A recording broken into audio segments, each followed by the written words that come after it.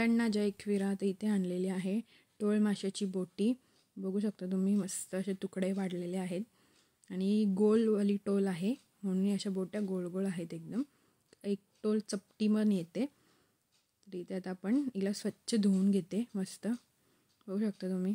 तुम्ही इथे फ्राय पण करू शकता किंवा रस्सा पण करू शकता. तर मी इथे तुम्हाला रस्स्याची रेसिपी दाखवते. एक लसूण घेणार आहोत पूर्ण, त्याला चांगला साफ करून घ्यायचं आहे मस्त. जेवढा लसूण टाकतो तेवढी मच्छीला टेस्ट पण येते. तर इथे सर्व आता लसूण सोडून घेते. अशा प्रकारे सर्व सोडून घ्यायचं आहे.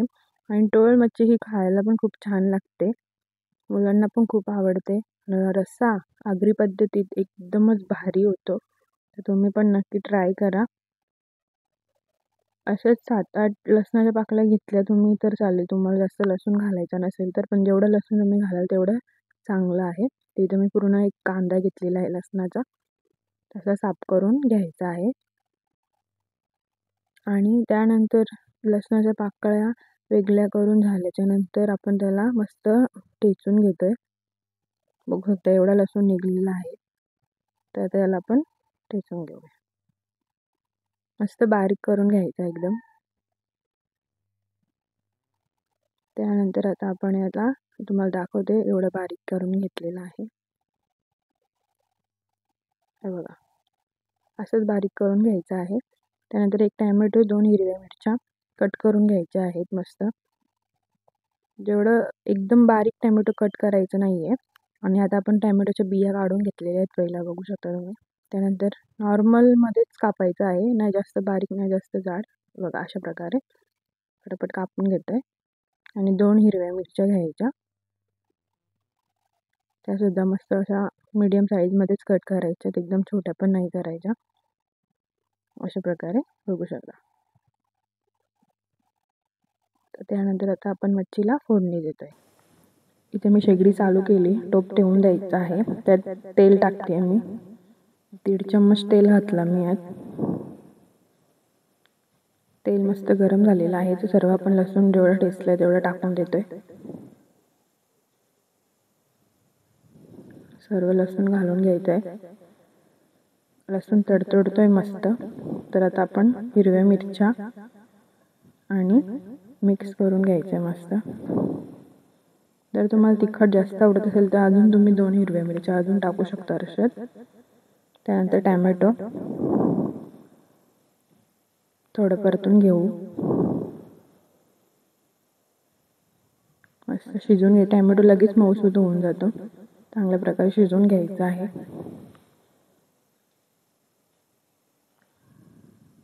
त्यात आता आपण घालतोय मसाला, हळद वगैरे.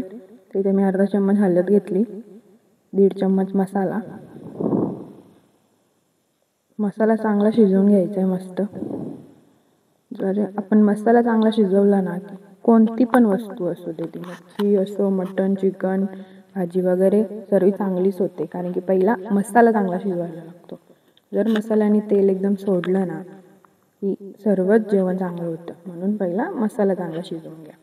तर या बोट्या आपण आता त्यात टाकून घेत आहोत. त्यानंतर लगेच पाणी. तर जेवढा रस्सा तुम्हाला पाहिजे तेवढा तुम्ही टाकू शकता यात पाणी. मिक्स करून घ्यायचं आहे. जेवढं पण आता उकाला येतं तेवढं पण आता आपण शेगडीवर ठेवतोय. उकाला आला की त्यात आता आपण इथे मी टाकते आंब्याची सालकांडी सुकलेली. तर तुम्ही ओला आंबा वगैरे असेल तर टाकू शकता किंवा चिंच वगैरे असेल ते पण टाकू शकता. इथे मी सालकांडी टाकली आणि चवीनुसार मीठ. असंच आता उकळून द्यायचं आहे 2 मिनिटं तरी. बघू शकता मस्त. आणि वास पण पूर्ण घरात सुटलेला आहे ना. रस्सा एवढा भारी लागतो ना खायला, एकच नंबर. तेल सोडलेलं आहे, बघू शकता इथे. त्यानंतर आता याला मिक्स करून घेते आणि यात घालते खोबऱ्याचं वाटण. खोबऱ्याचं वाटण घालून घ्यायचे आणि रस्सा जाड पण होतो आणि अजून टेस्ट पण छान लागते. मिक्स करून घेतोय. एक मोठी उकळी येऊन द्यायची. आता आपण गॅस स्लो करून ठेवतोय. स्लो गॅसवर याला 1 ते 2 मिनिटं आपण शिजवून घेतोय. इथे रस्सा एकदम रेडी झालेला आहे, बघू शकता तुम्ही. किती भारी एकदम. बोटी पण मस्त शिजून झालेली आहे. रस्सा बघतात तोंडाला असं पाणी येईल. बघू शकता इथे तुम्ही किती मस्त. तर इथे मी ताट वाढायला घेतलेलं आहे माझ्या मुलासाठी. त्याला मच्छी खूप आवडते आणि असं रस्सा वगैरे खूपच आवडतं. तिथे मी घेतलं भात आणि थोडासा रस्सा घालून घेते त्याच्यावर. मी बघू शकता रश्श्याचा कलर किती छान आलेला आहे.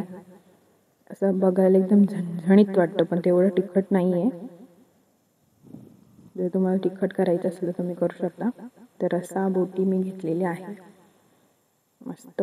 माझ्या तोंडाला तर पाणी सुटलेलं आहे बघून. आणि अगोदर मुलांना भरवायला, तर मी त्याला भरवायला घेतलं. आणि त्याला मच्छी जास्त खूप आवडते, एकदम सर्वात जास्त मच्छी आवडते. बघू शकता तुम्ही किती भारी वाटतं बघायला पण, खायला पण खूप छान. तर त्याला आता मी देते खायला. त्याला विचारलं, बाबू कसं झालंय? मस्त. तर तुम्हाला व्हिडिओ आवडला, लाईक शेअर कमेंट करून मला नक्कीच सांगा.